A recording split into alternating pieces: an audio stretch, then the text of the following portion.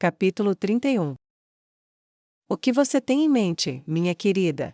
Perguntou o príncipe Rajen, passando a mão sobre as coxas dela, por baixo da fenda lateral do vestido.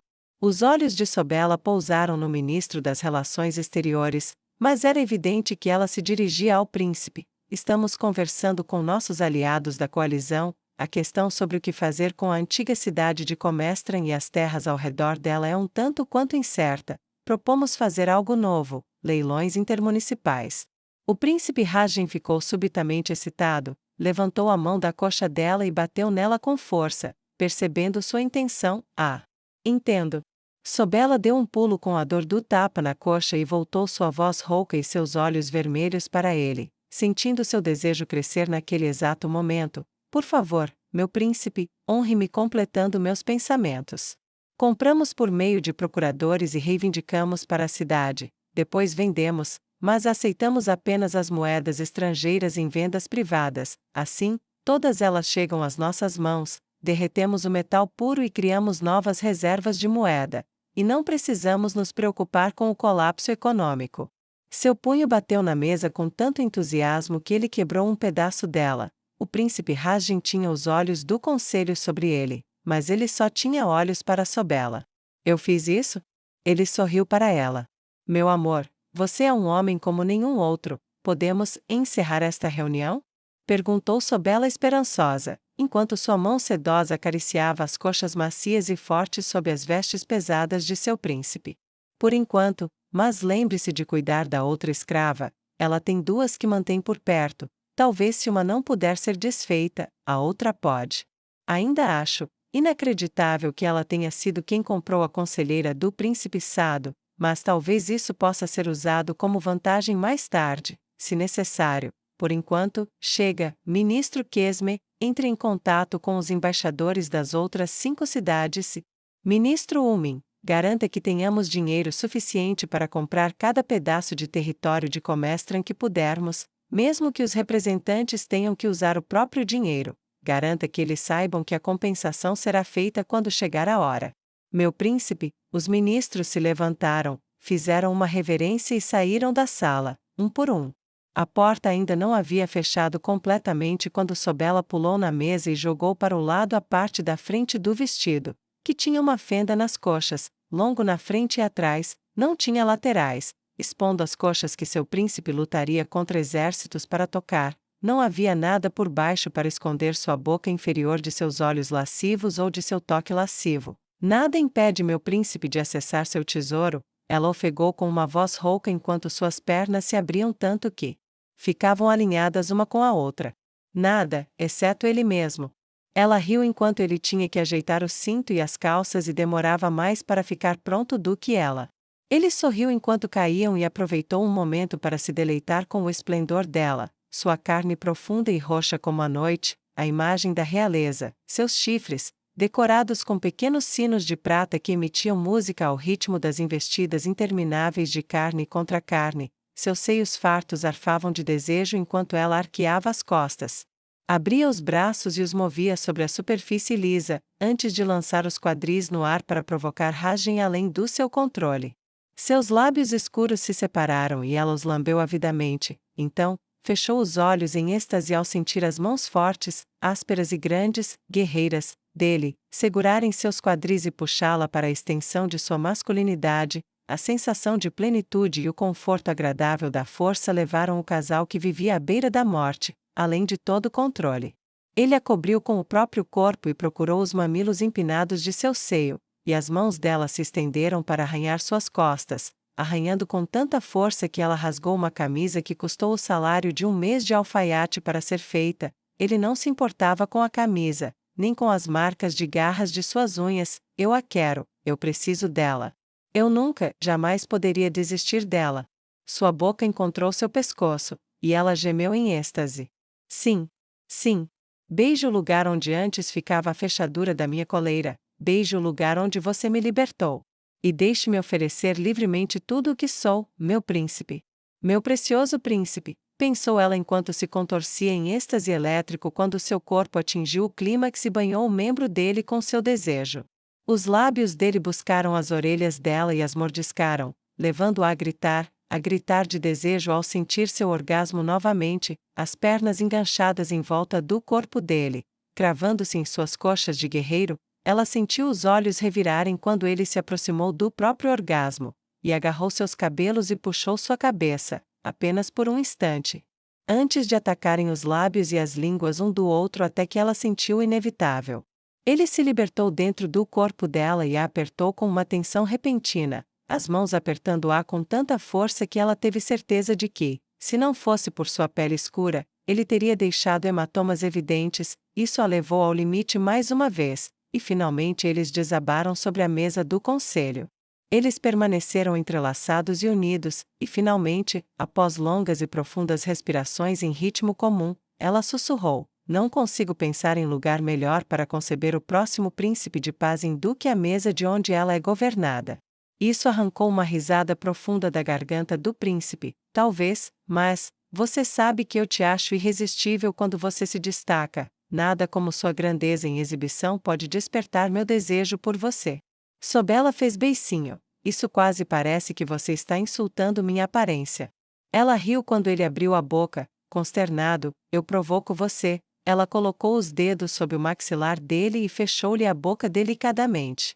Ele reprimiu a risada e finalmente começou a se levantar da mesa para cuidar da própria roupa. "Acho que vou precisar de outra camisa." Deixou um sorriso irônico se formar no rosto. "A culpa é sua." "Não, meu príncipe, a culpa é sua, por me fazer desejá-lo tanto." Ela sorriu e sentou-se na beirada da mesa, cobrindo-se novamente com o tecido da frente, piscou os olhos para garantir, e ele não iria contestar aquela avaliação de culpa. "Prazer à parte, é realmente uma excelente ideia, mas não posso deixar de me perguntar se não estaremos também lançando as bases para um problema futuro. Caso ela consiga adquirir muitas terras, não quero criar rivais contra mim," disse o príncipe Rajen, rangendo os dentes. Sobela deu de ombros. "Se ela quiser, então case-se com ela. Como estrangeira, sua posição jamais estaria segura sem um vínculo com a autoridade local. Até mesmo uma conversa passageira mostra que ela não é boba. Essa perda de anos é preocupante, mas, se souberem que ela consegue, parece menos provável que ela use isso de alguma forma que a implique publicamente em algum assassinato. Então deveríamos espalhar um pouco a reputação dela, pelo menos até onde isso vai?" Perguntou o príncipe Rajen e se dirigiu para a porta. "Sim, se ela for temida, não será amada como você, e talvez então ela se torne uma ferramenta útil, e se ela conseguir terras suficientes, então o casamento a torna sua arma também." Sobela argumentou de forma pragmática e profissional, mas quando chegaram à porta, o príncipe Rajen parou com a mão na maçaneta para abri-la. A porta permaneceu fechada. "Sobela, ela é estrangeira, seus costumes não são necessariamente os nossos, eu sei. Você não se importa com meu pequeno harém e não hesitaria em continuar sendo minha senhora, mas o que ela disse sobre o oeste?" Rajen mordeu o lábio, e Sobela pôs a mão, com as unhas ainda manchadas com o sangue das costas dele, em sua bochecha. "Você é meu príncipe, eu nunca, jamais poderei governar ao seu lado, você sabe disso. Nenhuma escrava de Pazem poderá governar Pazem, mesmo quando for libertada. Nunca, em nosso tempo juntos, me perturbou a ideia de você se casar, nem de ela lhe dar filhos, porque eu sabia que, se eu os gerasse para você, você os amaria tanto quanto, porque seriam nossos. Eu nunca quis governar. De qualquer forma, eu só queria você, mas você é o príncipe de Pazem primeiro, meu depois, se você tiver que se casar com uma mulher estrangeira, seus votos com ela proíbem que eu o toque novamente." Sobela piscou para conter as lágrimas ao pensar nisso. Então ela colocou a mão sobre a dele na maçaneta da porta. "Então eu te apoiarei nisso, jamais machucarei a cidade que me libertou, nem o príncipe que removeu meu colar de ferro. Ficarei ao seu lado no conselho ou na cama, até que não possa mais, e terei que guardar com carinho a lembrança do nosso tempo juntos." "Sobela, não vamos pensar nisso agora. Ninguém pode dizer o que vai acontecer amanhã, e ela nem voltou viva ainda, muito menos com sucesso, nem ascendeu à nobreza. Se isso acontecer, não falaremos sobre isso por enquanto." Ele balançou a cabeça, saboreando o cheiro comum que haviam deixado um no outro, e saíram juntos da sala para cuidar do bem maior da cidade. Era de manhã cedo quando Kaiji acordou nos braços de sua companheira. O cheiro de cada uma estava na outra, e ela pressionou os lábios amorosamente contra a garota de cabelos castanhos que se chamava de covarde. Que tolice pensar assim de si mesma. O quanto ela arriscou, por essa elfa demônio tola que, há apenas alguns meses, não a teria considerado mais valiosa do que 10 moedas de prata. Agora, ela é inestimável, e eu não acho que conseguiria suportar esta vida sem ela. Ela não estava tentando acordar Priscillis, mas aconteceu mesmo assim. A mulher de cabelos castanhos esticou-se languidamente e envolveu os braços em volta do pescoço de Kaiji. É tão maravilhoso estar numa cama, e com alguém que eu quero que esteja comigo. Priscillis sussurrou suavemente e acariciou o peito da companheira escrava com a bochecha. Sabe, quando a senhora voltar, se ela oferecer uma recompensa pelos nossos bons serviços, vou pedir que ela me dê uma gaiola grande o suficiente para nós duas. Você acha que é demais? Perguntou Kaiji com uma leve ansiedade na voz. Não sei, ela é generosa com pessoas livres e nos deu comida muito boa, mas se nos sairmos bem e ela nos perguntar o que gostaríamos, seria ótimo. Priscillis respondeu antes que ela começasse a se levantar. O que tem na lista de tarefas para hoje? Perguntou ela enquanto se afastava e puxava a corda para pedir água para se lavarem. Bem, preciso conversar com o novato, ele saberá quem eu sou, mas depois preciso ir ao palácio para pedir permissão oficial para a senhora comprar terras leiloadas pela cidade. Precisamos repor nossa comida, e Carlo provavelmente virá em breve com informações. Ele precisará ser pago, porque eu não cuido dos 2 primeiros, e você cuida da comida e espera por Carlo. Sugeriu Kaiji enquanto separava as roupas para as duas. Você não quer vê-lo, quer? Priscillis perguntou, estendendo a mão para trás de Kaiji e tocando seu ombro. Kaiji balançou a cabeça. Eu não, ele está sempre me chamando de Senhora Kaiji. Ele é um homem livre, pode falar comigo como quiser. O que posso dizer sobre isso, além de implorar para ele não dizer isso? Eu continuo dizendo a ele, ele está me chamando pelo nome de uma mulher morta. Eu não sou ela. Kaiji abraçou seus braços e começou a tremer. Eu não sou, eu não sou, eu não sou. Eu quero esquecer que ela existiu, mas ele simplesmente não me deixa. Eu sei que ele não quer fazer mal, o menino tolo que ele quer ajudar, mas cada vez que ele diz Senhora Kaiji, isso me corta como uma faca. De certa forma, é pior do que quando vimos Mordred. A gentileza maltratada é pior do que a crueldade. Priscillis puxou a mulher para perto de si. Calma, calma, você não precisa vê-lo, eu cuido disso e arranjo uns pãezinhos extras para complementar a comida que recebemos daqui. Trabalhamos tão rápido que, sinceramente, talvez tenhamos um tempinho livre em breve, dependendo de quanto tempo a senhora demorar. Isso seria ótimo. Kaiji sussurrou e foi até a porta para deixar os criados entrarem, que encheriam a tina de lavar. Ela não se importou com sua pele exposta agora, embora tenha se apressado em se colocar na frente de Priscillis quando a humana virou as costas para eles enquanto trabalhavam. Ela suspirou feliz ao sentir as mãos da amante lavando-a e arrulhou carinhosamente enquanto suas orelhas eram acariciadas. A sensação suave do toque poderia ter se tornado muito mais do que a necessidade prática de simplesmente estar limpa, se não fosse pela consciência compartilhada de um dia agitado pela frente. Assim, embora o banho tenha sido sensual, íntimo e até prazeroso para uma e depois para a outra, não demorou muito e não os fez precisar pedir água uma segunda vez. Rapidamente, Kaiji se vestiu e foi até a recepção, onde o novo funcionário falou com ela de forma muito mais educada e agradecida do que antes. Discrição com os livres torna os livres gratos, até mesmo com os escravos, observou Kaiji ao informá-lo sobre a entrega feita no final do dia anterior. Então ele recebeu um cobertor, comida, uma refeição simples. Eu abri mão do custo como cortesia. Ele tossiu e ela assentiu para demonstrar que entendia sua apreciação. Ele foi examinado e não tinha marcas, hematomas ou fraturas, mas ainda está com uma coleira de couro. Se encomendarem outra para ele, precisaremos de encantamentos de supressão mágica? Sua voz soou levemente anasalada, e ele coçou o bigode fino e escuro com uma certa ansiedade que demonstrava que ainda estava levemente preocupado com a senhora do escravo à sua frente. Os pensamentos de Kaiji corriam como cavalos enquanto ela ponderava a questão. Ela sentiu os pelos quase invisíveis do braço se arrepiarem e seu coração bater mais rápido. Devo tomar essa decisão sem a permissão dela? Até onde vai minha liberdade com as finanças dela? Se exagerei em alguma coisa, provavelmente foi na hora de comprá-lo. Suponho que uma coleira não seria um exagero, mas... Priscilla saberia? Não, ela não saberia disso, não do jeito que foi usada. Vou tentar. Espero que a senhora Ivanor entenda que eu só estava tentando ser uma boa escrava e não me puna, mesmo que eu tenha ido longe demais. Sim, senhor, ele precisará de uma coleira de bronze para o seu nível de habilidade. Também gostaria de pedir que ele receba um livro para ler em todas as refeições, se a biblioteca do hotel puder suportar isso, mas não é necessária nenhuma supressão mágica. Kaiji respondeu finalmente, cruzando as mãos à frente do corpo e abaixando os olhos. Curvou-se profundamente o suficiente para que suas mãos parassem logo acima dos joelhos. Obrigada, senhor, disse ela enquanto ele escrevia. Mais alguma coisa, escrava? Ele perguntou com calma e paciência profissional.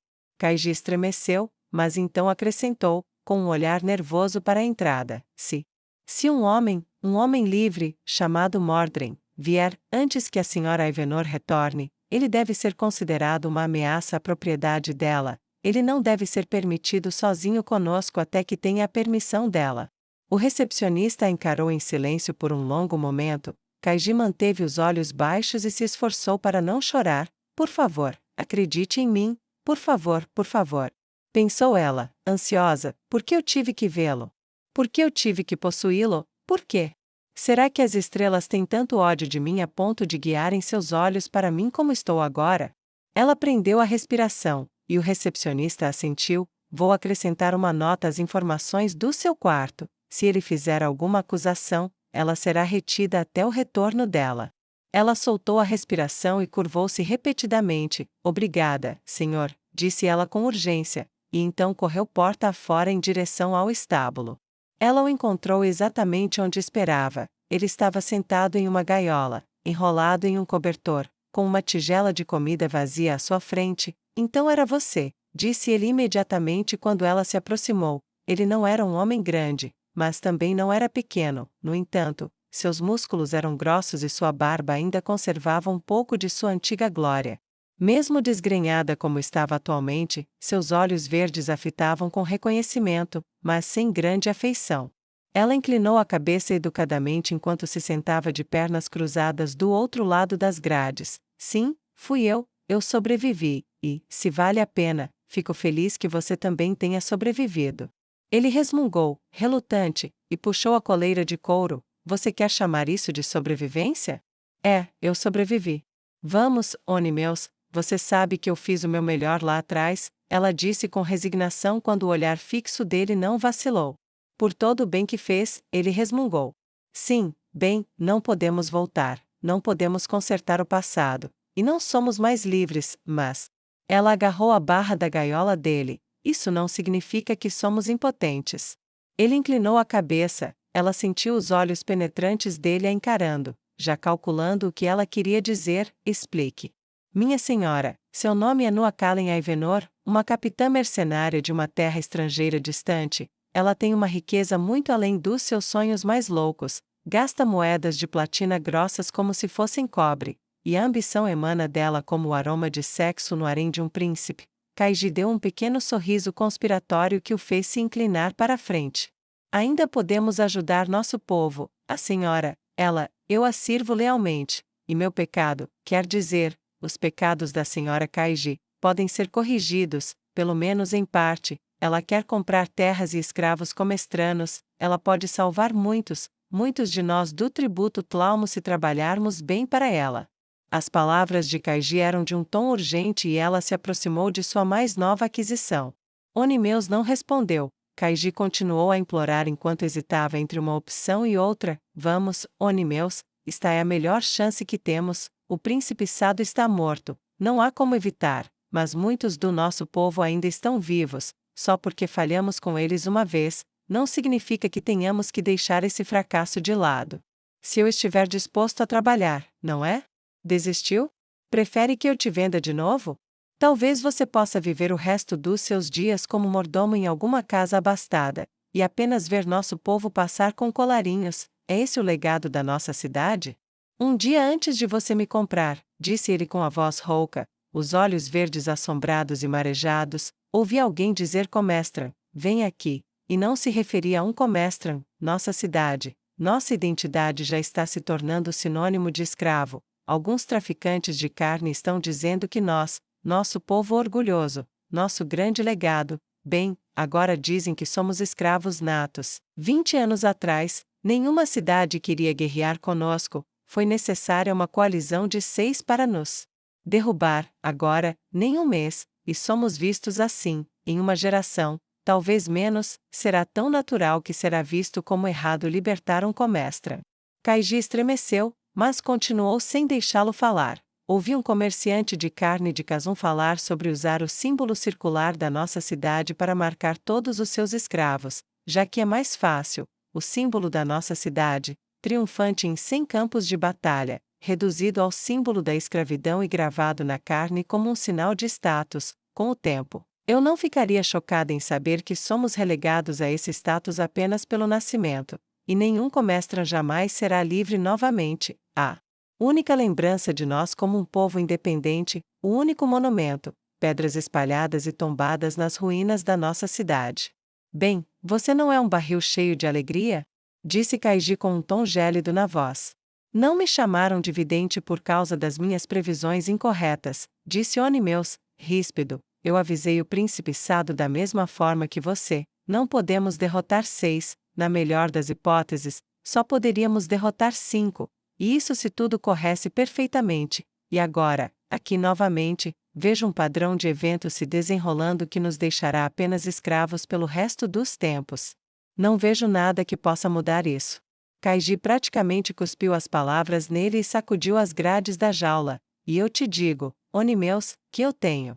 Posso não ter o talento natural que você tinha para a guerra, mas reconheço uma força transformadora quando a vejo. Se temos alguma esperança como povo de nos salvar, aceite a coleira dela e sirva-a lealmente, a menos que você queira nos ver até o fim que agora prevê.